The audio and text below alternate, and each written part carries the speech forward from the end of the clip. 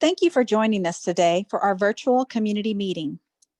My name is Perry Dugard Owens, and our team is happy to assist TDOT today in hosting this meeting. Today, you will learn more about the multimodal recommendations in TDOT Region 3 as part of TDOT's study of needs for the entire I-40 corridor as well as the I-81 corridor. A few items to note while we are waiting for the meeting to start. Since we are in a virtual environment, you have been muted upon entry to avoid meeting background noise. If you have questions, please enter the question in the question and answer box to the right of your screen, and we will answer them in order during our Q&A segment. If you do not hear your question directly, it's because we are grouping similar questions by topic. This is the final of 4 virtual meetings that happened in each TDOT region along the corridor, from East Tennessee all the way over to West Tennessee. Now, it is my pleasure to introduce you to our host for the evening, TDOT Region 3 Rep, Jonathan Russell. Jonathan? Thank you so much for that. Yeah, so I'm Jonathan Russell with TDOT's Office of Community Transportation, which is a small division within our long-range planning division. And so I represent the 26 counties that make up Region 3, the 26 counties in Middle Tennessee. So as was stated, this is our second round of public meetings. We had our last public meeting back in April. So it's been 8 months since our last outreach effort with the Region 3 area, Middle Tennessee area. So just really quick, we'll go over a little brief history. So TDOT studies all of their interstates, and they do roughly every 10 years. They revisit each interstate corridor. And of course, this year it's time to look at I-40 as well as I-81, which is in East Tennessee, which extends northeast of Knoxville up into Virginia. So the purpose of the study is to clarify current, future, and existing needs along those 2 interstates over the next 20 years. And what we'll do is we'll take any recommendations from this study and we'll break them down by potential need, whether it's short-term, mid-term, or long-term. And then those projects will be presented to TDOT to make any further decisions with those. So just so everyone's clear, this study does not make final decisions over the next 20 years. However, it does make recommendations and it will pose solutions, and TDOT will be the ones that then decide what type of finances or what type of needs address those certain projects moving forward. So tonight's specific meeting will reveal the types of need that have been identified over the planning process of the last 8 months or so. And tonight we'll just focus, of course, on the Region 3 area in Middle Tennessee. I will say really quick, if you have any questions, feel free to type them in the chat box at any time as we go along so you don't forget about them. However, we're probably not going to get to answer those questions until the end of the presentation. Also, one more ask of you, if you would, please keep your questions to items specifically about I-40 or I-81. And again, remember, this study doesn't look at small maintenance type issues like potholes or small maintenance requests. This study really looks at more large scale projects. So at this point, if doesn't seem like there's anything left to do but introduce you all to our consultant, Jean Stevens, who works at WSP. I know she has a whole team involved. A lot of them are on this call, but Jean, I will turn it over to you. Thank you so much. Okay, thanks, Jonathan. It's our pleasure to be here, and thank you very much to the people who have taken time out of their evenings to attend.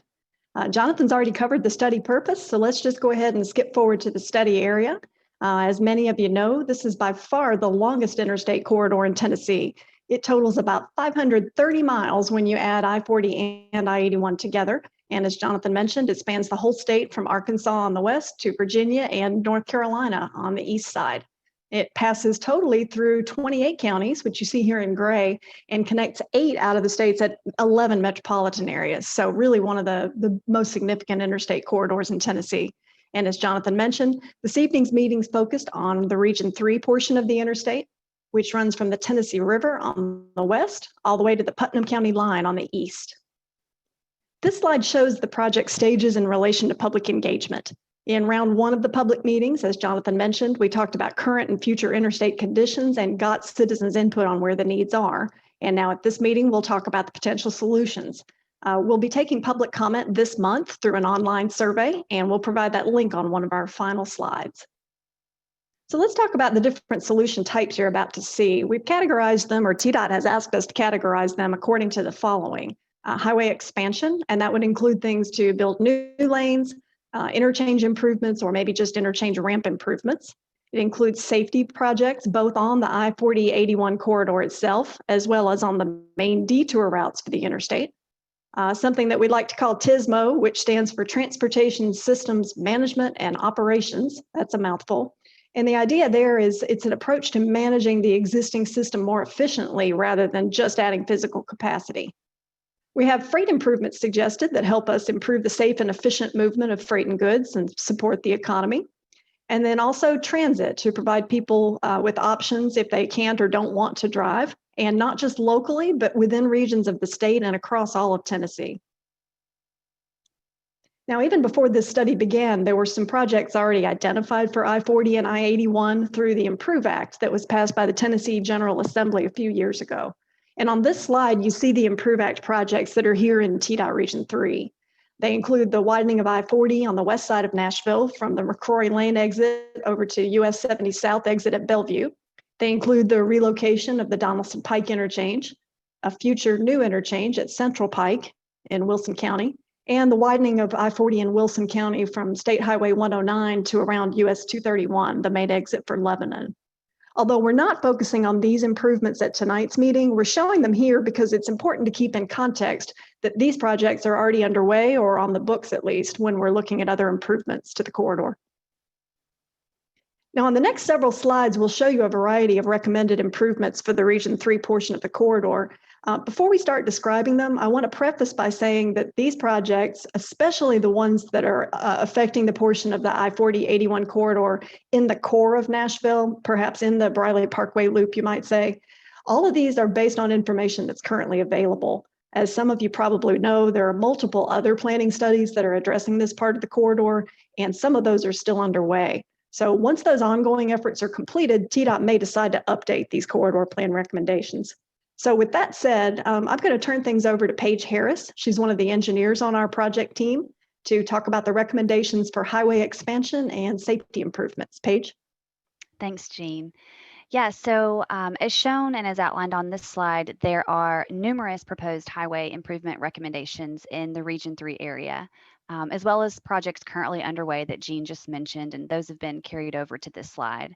The next couple of slides are going to highlight specific recommendations in the Davidson County area as well as the downtown Nashville area. So I'm not going to go into detail about those right now, but instead I'm going to focus on the counties around Davidson County. So starting in the far left of the map in Dixon County, you'll see that the green dash line represents an auxiliary lane in the westbound direction from the Dixon exit 172, to the I-840 entrance ramp. An auxiliary lane, just as an FYI, is an added lane on the interstate between interchanges, which gives drivers more time and space to safely merge on or off the interstate. So continuing to the right, and again, skipping over the Davidson County area, you'll see a couple of highway improvement recommendations in Wilson County. The blue dot in the Mount Juliet area represents ramp improvements to the Beckwith Road interchange, exit 229, to improve the operations and safety for traffic going in the northbound direction to Golden Bear Gateway. Moving to the right on the map, the next blue dot in the Lebanon area represents ramp improvements to the Hartman Drive exit 236 in the eastbound direction. And lastly, the red dot there in Wilson County represents a new potential interchange at Peyton Road based on anticipated economic development and growth in this area. So that covers highway expansion recommendations in Region 3 minus Davidson County. So we'll cover those next. Next slide for me, Jean. Yeah. So minus the downtown inner loop, this slide covers highway recommendations in Davidson County. So again, starting on the left side of the map, the blue dot in the Bellevue area represents ramp improvements in the westbound direction at exit 196, also known as US 70, in order to increase capacity at this exit.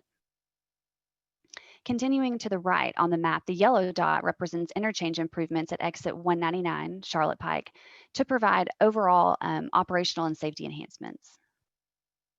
And next on the map, the blue dot at Briley Parkway, White Bridge Road, exit 205, signifies ramp improvements in the westbound direction and includes extending the existing acceleration lane to improve overall merge operations along the interstate. And then the yellow dot that's closest to the downtown area represents interchange improvements to the Jefferson Street exit, exit 207, in order to remove the existing weaving patterns that occur due to the closely spaced exit and entrance ramps. And on the east side of Nashville, getting closer to the airport, the green dash lines represent proposed auxiliary lanes in both directions, which will tie into and align with the relocated Donaldson Pike interchange that Jean mentioned earlier. In the eastbound direction, the proposed auxiliary lane will go from the relocated Donaldson Pike interchange to Stewart's Ferry Pike exit, which is exit 219. And in the westbound direction, the proposed auxiliary lane will also go from the relocated Donaldson Pike interchange, but it'll go a little farther east and go to the entrance ramp from Old Hickory Boulevard, which is around mile marker 220. And last but not least, the blue dot on the far right of the map symbolizes ramp improvements at exit 221 Old Hickory Boulevard in order to enhance operations here. So on the next slide, we'll go into more detail for potential recommendations in the inner loop area. Jean, if you could go to the next slide. Yeah, perfect. So Jean touched on this earlier, but this is a good place to repeat it. But there may be some changes to the recommendations presented here in the core of Nashville based on other studies that are currently being conducted in the area. The relevant concepts from other studies have been incorporated here to promote planning, coordination, and consistency. However, the feasibility still needs to be confirmed throughout comprehensive traffic modeling of the entire inner loop system, which involves not only I-40, but also I-24 and I-65. With that in mind, we'll cover these recommendations from a high-level perspective. As you can see, we have it broken down by west of the inner loop area, and then east of the inner loop. So we'll follow that methodology. So starting on the west side of town and in the eastbound direction of I-40, it's recommended to widen I-40 from I-65 to I-440 from 3 to 4 lanes total, as shown by the red dashed line. And in the eastbound direction near the Brawley Parkway White Bridge Road interchange, it's recommended to add an auxiliary lane beginning at the existing Brawley Parkway entrance ramp and extending it to exit 206, which is I-440, as shown by the green dashed line. And continuing in the eastbound direction, the next green line also represents an auxiliary lane, which would extend from the I-440 on-ramp to the I-65 junction. So now going into the inner loop area, the purple line symbolizes a collector-distributor system throughout the downtown area. Also known as a CD system, a collector-distributor road is a parallel road that's separated from the freeway mainline that is designed to remove weaving from the highway and reduce the number of entrances and exits to the interstate in order to avoid conflicts with through traffic. The CD concept for the inner loop is something that has come up in a study being conducted by the Greater Nashville Regional Council. In the case of the downtown Nashville area, the CD system would provide a means for separating the local downtown destination traffic from I-40 through traffic. So for example, if you were traveling eastbound from the west side of town and wanted to access the downtown area, your opportunity to do so may only be via the Charlotte exit. So therefore, the proposed configuration may require existing ramps and interchanges to close for the functionality of the system to work. But again, the concept is still being included in the study, but it still remains to be tested in terms of traffic impacts. So continuing on into the east of the inner loop, the red line symbolizes proposed widening improvements along I-40 from the 2440 junction to the newly reconstructed Donaldson Road interchange. Staying on the east side of town, the yellow dot represents interchange improvements to the I-40 440 junction in order to eliminate weaving movements along the interstate which currently occur. And then farther east, the blue dot on Brawley Parkway northbound represents ramp improvements to the exit ramp off I-40 in order to improve operations and eliminate weaving and merging concerns. And lastly, the blue dot along I-440 symbolizes ramp enhancements at the existing Murfreesboro Pike State Route 1 in order to improve I-40 operations. And with that, that rounds out our highway expansion improvement projects. So we'll go on to the next slide. Thanks, Jean. So as Jean mentioned earlier, safety enhancements are a solution type covered in the evaluation of the corridor. The safety enhancements shown on this slide cover proposed incident management improvements. As noted on the map by the purple line along I-40 that goes throughout most of Region 3, is proposed to provide help light service in Humphreys, Hickman, Dixon, Williamson, Cheatham, portions of Davidson County, and then Wilson and Smith counties. So currently, TDOT provides the HELP program within Nashville, as shown by the yellow lines, as well as the urban areas of Memphis, Chattanooga, and Knoxville for highway incident management purposes. I'm sure many of y'all have seen help trucks as they patrol the most heavily traveled freeways, and they assist folks with things such as flat tires. They provide gasoline or diesel if needed, and help clear congestion causing accidents on the highway.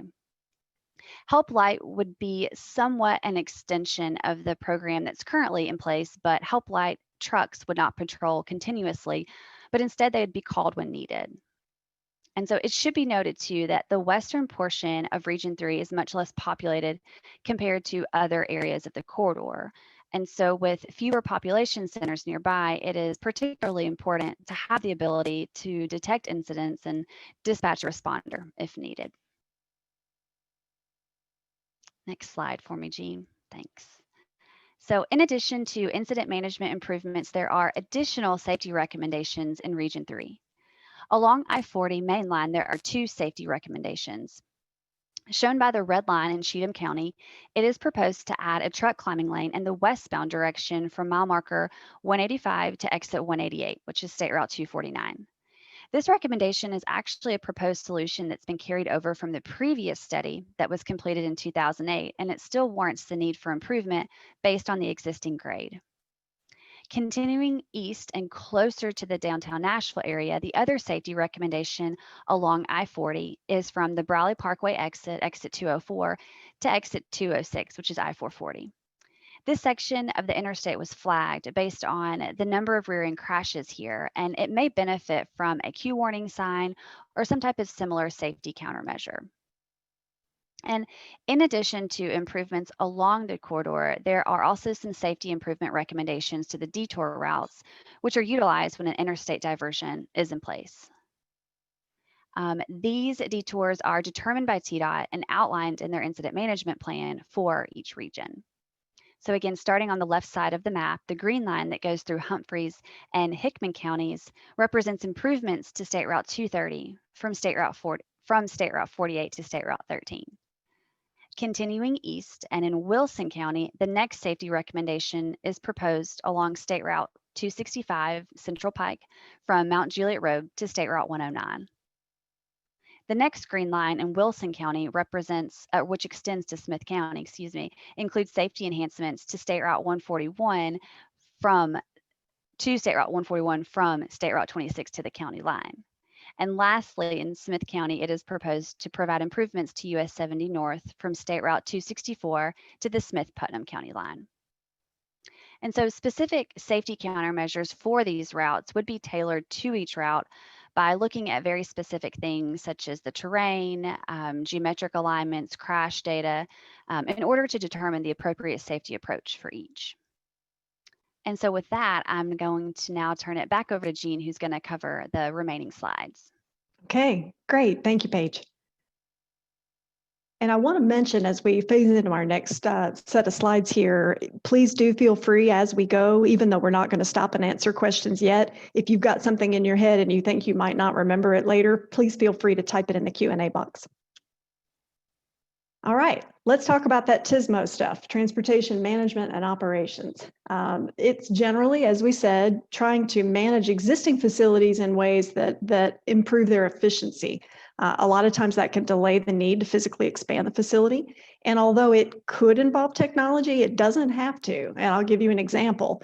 Real-time traveler information has been around since radio stations first began providing traffic reports, and it's just gotten more sophisticated over time. Now you're not just listening to your radio. TDOT has a SMARTWAY system, which can give you the real-time traffic and weather by calling 511, looking at maps on their website, or even using their smartphone app. So that is a great example of something that is a TSMO strategy, but it doesn't necessarily require a lot of technology. I've got a couple of other examples of TSMO strategies here at the bottom of this slide. The second one is integrated corridor management, or ICM. That's an approach to manage movement in a corridor by balancing the traffic among different routes and modes that are available. And to some extent, this is already happening when the traffic reporter suggests an alternate route, or if you're using Waze and Waze reroutes you, you're trying to balance usage of the different routes that are available. ICM takes it a step further by formalizing cooperation among the different agencies who operate parts of the system. And for example, TDOT's responsible for traffic on the interstate, whereas the city or county would be in charge of maintaining traffic flow along the parallel highways. They are, in many cases, already coordinating during special events, but what ICM would do is make this kind of coordination a more everyday occurrence. TDOT actually already has a pilot project underway for ICM on Interstate 24 for the portion between Nashville and Murfreesboro, very, very heavily traveled corridor. That project incorporates improvements both to I-24 and to State Route 1, Murfreesboro Road, which is the primary alternative to I-24 in that area. So there's ICM becoming a reality right there. Other examples of TSMO strategies that I've got here would include managed lanes, which is HOV lanes like we have in Memphis and Nashville. And as many of you realize, there are a lot of challenges with these, and in Tennessee, particularly enforcement. Some states, because of this, are instead moving to what's called hot lanes, high occupancy toll. What those do is still allow high occupancy vehicles to travel for free, but you could also allow single occupant vehicles to use the special lane for a price if there's unused space available in the lane. And then a final approach here is ramp metering, and that optimizes traffic in all lanes, not just one managed lane. Basically, it's a traffic signal on the ramp. Green means you can enter the interstate as normal. Red means you have to wait. And although it sounds counterintuitive, having people wait on the ramp will actually make their total trip take less time when it's appropriate for ramp metering. The data backs it up. Finally, I would say ramp metering is most effective when every ramp is metered within a segment of a corridor. So here's some examples of TSMO. Now, just a minute ago, I mentioned traveler information and SMARTWAY as an example. And here you see in the lower left corner of the slide, an example of the traffic camera video feed that you can view on TDOT's website for locations along this corridor. But the SMARTWAY equipment isn't just used for traveler information. It collects data that lets TDOT implement all kinds of TSMO strategies, including the ones that we just talked about. What we're showing on the large map here is where SMARTWAY is currently installed, which is the green sections, primarily in the urban areas, and where TDOT has plans for SMARTWAY expansion. Orange is where TDOT already has active plans to expand. You see long sections of planned expansion of SMARTWAY to the east, immediate east and west of Nashville. And in fact, on the west side of Nashville, you see there are plans to expand it all the way from Nashville to Jackson and on to Memphis. And the state actually recently received a $12 million federal grant to help with that. Reason it's worth noting is that it will be essential to have SMARTWAY in place on this part of the corridor to expand the help light service that Paige talked about earlier, because it will give TDOT the ability to use speed detection and traffic cameras to detect incidents on this rural section of I-40, and they'll know then that they need to dispatch somebody. Now, the areas that are shown in purple on the map demonstrate the gaps between what TDOT already has plans to expand and what it will take to expand SMARTWAY to the entire corridor statewide. So that includes a section on the east side of Region 3 between Wilson County to around Cookeville, where the next planned expansion picks up. And it is possible that some of these gaps might be addressed by the state working with private partners. So here are some potential TSMO strategies to consider in Region 3, primarily in Davidson County. Now, we mentioned ICM, which manages traffic by moving it between available routes in a larger corridor. In this part of the I-40-81 corridor, there are a number of parallel highways, probably the most significant being US 70. Now, these are not wonderful alternatives in terms of providing comparable travel time to I-40, but when there is a major interstate incident that requires traffic diversion, those arterials are definitely called into service. And having formal ICM processes in place for state and local coordination can be really valuable. Another potential strategy is to convert the existing HOV lane on I-40, which is shown on the map as an orange line out west here going into Wilson County, to convert that from an HOV lane to the HOT lane that we mentioned. And again, transit and high occupancy vehicles, those with at least 2 people in the car, would still use the lane for free. But if there is then still excess space available in the lane, a single occupant vehicle could use the lane for a fee. Now, as we mentioned a minute ago, there are also other approaches where you can manage all lanes, not just one lane. So we also recommend looking at ramp metering for a portion of I-40, generally within Davidson County between McCrory Lane and the Old Hickory Boulevard exit. Based on results in other cities, we think this could provide better mobility than a managed lane, although there would be further analysis needed before implementing it. Here's some other technologies that are being used and can be used to improve safety and mobility on the interstate. Weigh in motion. Those devices and sensors provide an opportunity to improve the efficiency of truck weigh stations by recording axle weights and gross vehicle weights without actually requiring trucks to make a complete stop. So it's a much more efficient process. This technology also assists weigh station enforcement activities and gives a chance to collect data on traffic volumes, axle spacings, vehicle classification, and speed. And what this data is good for is to potentially help TDOT with planning, pavement and bridge design, freight movement studies, and regulatory studies involving truck size and weight. It's a great source of data. And you see on this map where the future weigh in motion sites are proposed. Now, if you visit Cracker Barrel, you may have seen electric vehicle charging stations like the one in this photo. Electric vehicles are becoming a good bit more popular, and not just cars, but heavy trucks as well. In fact, Walmart just purchased a large fleet of electric trucks for its use. They can be very cost effective, not just because of fuel savings, but because the engines are simpler and fewer parts means less maintenance. And this is significant because although trucks are a lot cleaner than they used to be, they still contribute most of the air pollution that's related to traffic. So going electric for trucks is good for our health and not just conserving fuel. Regardless of whether the electric vehicle is a car or a truck, you're more likely to use one if you know that you can count on finding a charging station when you need it. For that reason, Federal Highway Administration has created an alternative fuel corridors program with the purpose of building a network along the nation's major highways of alternative fuel and charging stations. And that program has two classifications. You're either corridor ready or corridor pending. So you can see on the map here on this slide that the section of I-40 that's shown in yellow or orange color is already considered corridor ready. So that's kind of east of Nashville. The corridor ready means that it meets the guidelines that are shown here at the bottom of the slide. There are public fast charging stations available at least every 50 miles. Those stations are no further than 5 miles off the corridor, and they need to be equipped with multiple connector types. And that's because the technology is still evolving. So just like 10 years ago, we had a completely different set of phone chargers than we do now before things became universal, we're still in that stage with electric vehicles. I-40 and I-81 play an important role in transit service in a number of different contexts across the state. On this map, you see areas shown in purple where there is regular fixed route bus service in the corridor. So here in Region 3, that's the Nashville metropolitan area. That includes the commuter rail system that runs parallel to I-40 on the east side of Nashville, as well as a weekday commuter express bus service on the west side that runs between Nashville and Dixon. And in the Nashville region, we have a lot of discussion about urban transit, but for this study, it's also important to realize that the I-40 corridor is critical to operations for rural public transit agencies. They provide daily service to citizens traveling to and from the larger urban areas for medical appointments and other services.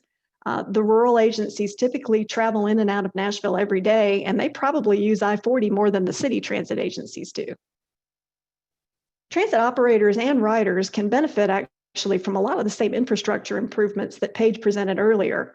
Those include projects to improve traffic congestion in urban areas, providing a place for slower vehicles in mountainous areas, and making physical improvements to interchanges that have tight ramps or short ramps, because the challenges related to steering a bus are pretty similar to those driving a truck. There are also other possible interstate improvements that would benefit transit, including something called bus on shoulder. This is a congestion management strategy that allows a transit vehicle to drive on the interstate shoulder at specified times, like when traffic speeds in the general lane slow to a certain point. Now, allowing the bus to drive on the shoulder in those situations rather than sit in the overall traffic backup offers transit passengers a more reliable travel time. And Tennessee has passed legislation to allow bus on shoulder, but there are other steps that are still necessary It's something that has to be worked out between TDOT and the Federal Highway Administration, since we're talking about an interstate facility. And it also isn't just a policy. It would require TDOT to make some additional physical improvements. For example, reconstructing the shoulder with more pavement depth, because buses are a lot heavier than cars. However, it's a strategy that's been recommended in transit plans for the Nashville region, and it's supported in this study as well. Another opportunity that's been identified through this study is for TDOT and local transit agencies to partner on the creation of future park and ride lots along the corridor. The Nashville area, as we mentioned, already has regional commuter transit service. And as you see on this slide, other agencies in East Tennessee see the potential for commuter service over the next 10 to 20 years if there are convenient park and ride lots available. One of the challenges that we heard from Middle Tennessee transit agencies is that so many of the park and ride lots they have for their customers are temporary arrangements. Perhaps a Walmart or another large store or a church are allowing them to use the larger part of their parking lot on weekdays, a portion of the lot that they don't need. But unfortunately, since those are temporary arrangements, sometimes they end up being revoked. And in that case, now the schedule for the bus has to be republished. They have to find a new location for people to park, and people have to learn where the new place is. And it makes it really difficult to maintain good customer service and ridership. So one of the things that's identified here, and you see it on this slide, is an opportunity to add a couple of permanent park and ride lots, maybe in conjunction with another interstate project that TDOT is doing when there's already being property acquired. And the two that are shown here are on the west side of town, where the west side of Nashville, where the commuter bus service currently runs. They would probably be at exits either 172 and or 182 in Dixon and Williamson County. And that would help serve commuters from Centerville, Dixon, Fairview, and other areas west of Nashville. In addition to park and rides, the study recommends that there are a couple of other additional items that should be considered next time TDOT updates its intercity bus assessment. Because this corridor is the backbone for privately operated intercity bus service that crosses the state like Greyhound. And in Tennessee's larger urban areas, Greyhound typically picks up and drops off at a major transit center because there's one available. But in other parts of the state, there may not be a formal transit stop where intercity bus passengers can wait. They may be catching the bus at a local gas station or even a place that doesn't have restrooms or other amenities. So that's something to look at, as well as the schedule for the bus, and see how convenient that is. That concludes our formal presentation. We're about to open up the question and answer period, but before we do that, I want to point out the other ways that you can learn more about the study and provide input on what you've heard at this meeting. First is in the upper right corner of this slide, there's a link to TDOT's website for this study, which has other materials that you can review. Also in the upper right is a link to an online survey that we would welcome you to take. If you prefer to make comments separately from the survey, or if you have other questions after this meeting, we've got information in the bottom left corner here for Jonathan Russell at TDOT's Region 3 office, and also for Joan Barnfield, who is TDOT's overall project manager for the study. And for those who'd like to use stamps, the mailing address is here as well. You can mail a letter to Joan at the address that's shown in the bottom right. So with that, let's go ahead and take a look at the questions that may have come up in the Q&A box. Just a second for me to pull that up.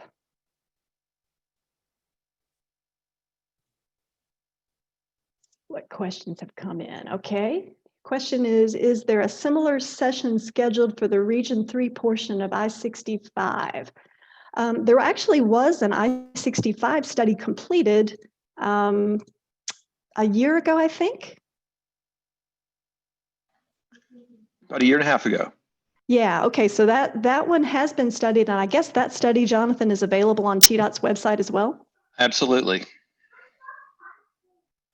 Okay, great. And then I also see Emery, thank you. She's just put in the chat box a direct link to that SurveyMonkey survey. So please feel free to utilize that. Maybe after this wraps up, just go back to the chat box and click on the link. And this would be a good time if you guys have not had a chance to type in a question, if you've got one about any of the projects that Paige showed, or anything else that you may have seen, any questions you have about some of those TISMO strategies, the HOT lane, or anything else, please feel free to put them in the Q&A box. Those of you who signed in, we've got your email address. So if you ask a question that we're not able to immediately respond to tonight for whatever reason, we can follow up with you as well.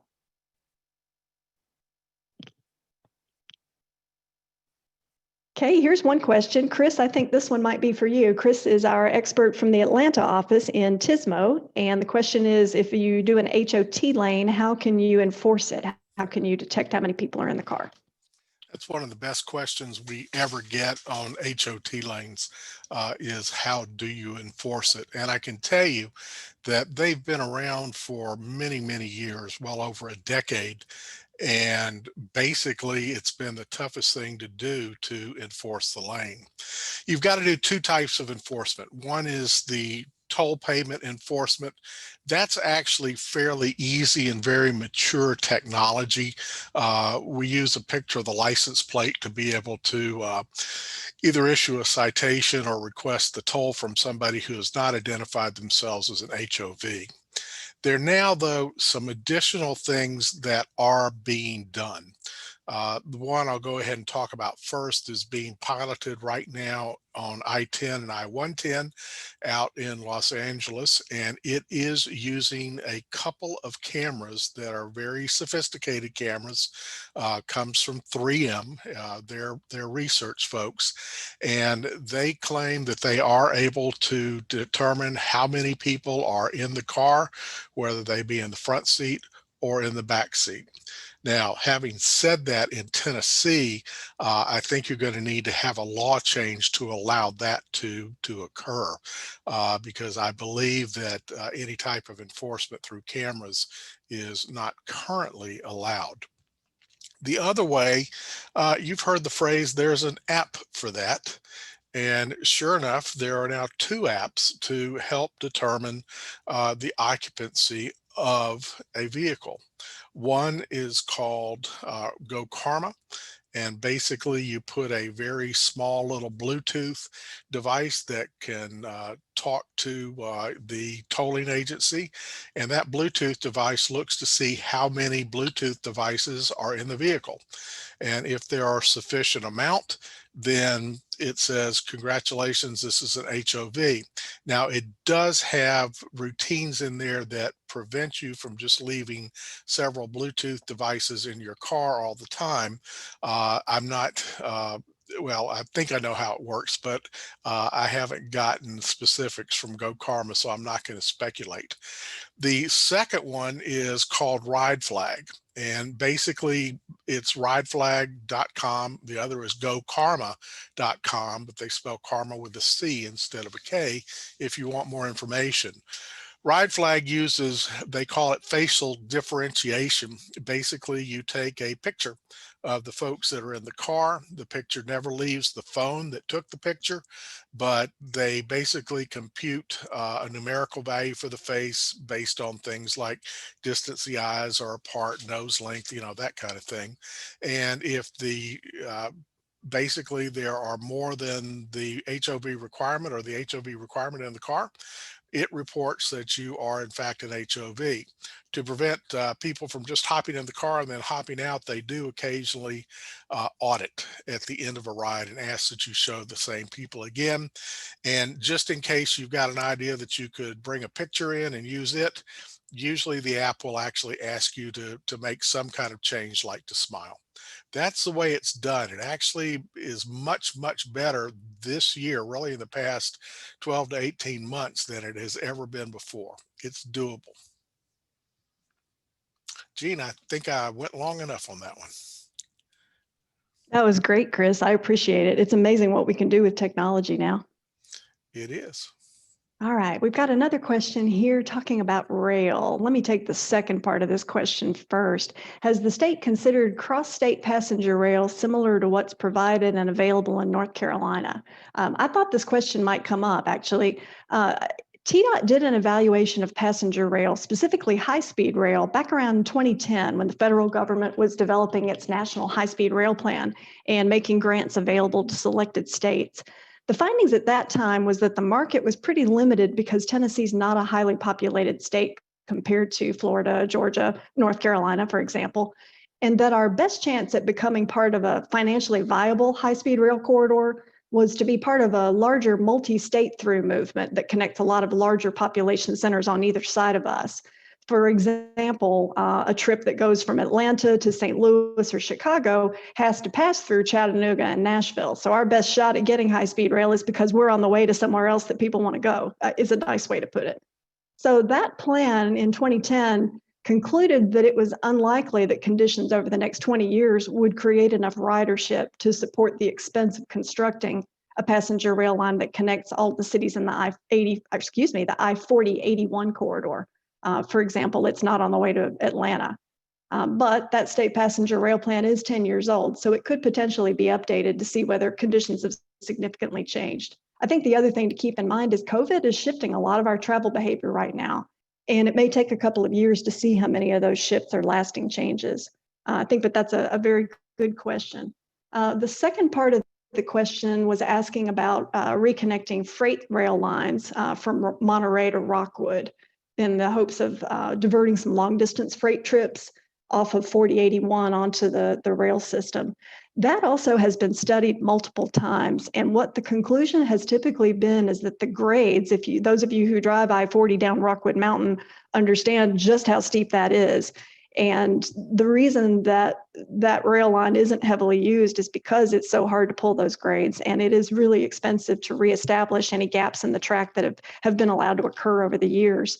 The other thing that happened, I guess, right before the Great Recession was Norfolk Southern, which has a rail line that basically runs east-west. It doesn't completely run through Tennessee, unfortunately, or else we'd love to use it for passenger rail. It dips down, generally following I-75 toward Chattanooga, kind of trundles along westward across northern Alabama, and then reemerges in Tennessee as you get closer to Memphis. The reason I mention this is because Norfolk Southern made a lot of improvements using stimulus money to that rail line. It's part of their Crescent Corridor. And when they did that, it pretty much made it difficult to compete with them with a line that would cross completely through Tennessee, is the point there. So it's very challenging, I think, is the short answer. But yes, that's definitely been considered. And thank you for that question.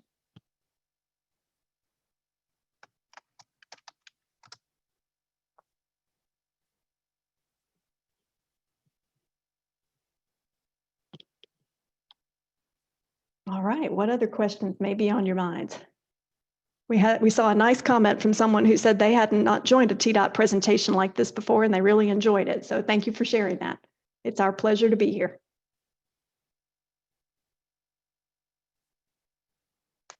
For those who missed part of the presentation or maybe know somebody that didn't make it that you think would like to see it, I'll just mention that in the next couple of days, not only will these slides be posted on TDOT's website on the link that I showed a minute ago, but this is also being recorded and will be posted on YouTube, and a link to that will be on TDOT's site. So again, if you want to rewatch any of it or if you have a friend that didn't see it, it will be on YouTube so you can see it again. Absolutely. And Gene, I just posted my email address in the comments. If anyone had a question that they didn't want to ask, feel free to email me personally, and I'll be happy to follow up with you. That's a great offer. Unless you have a complaint, and then I will put Jean Stevens' email address in the chat, and she'll be happy to take that for you. Very good. All right. Well, if we don't have any other burning questions, I'm going to ask Perry DeGard to close us out. Absolutely. Thanks, Jean. And thank you again for joining us today for our virtual community meeting. We hope that you received some valuable information about the study of the I-40 and I-81 corridors. Just a few reminders, this is the final edition of our 4 virtual meetings that happened along the corridor. We hosted these from East Tennessee all the way over to West Tennessee. To provide comments and stay up to date on the final results of the study, please see the project webpage that was shown on the screen a little bit earlier. Thank you so much for joining us this evening, and good night.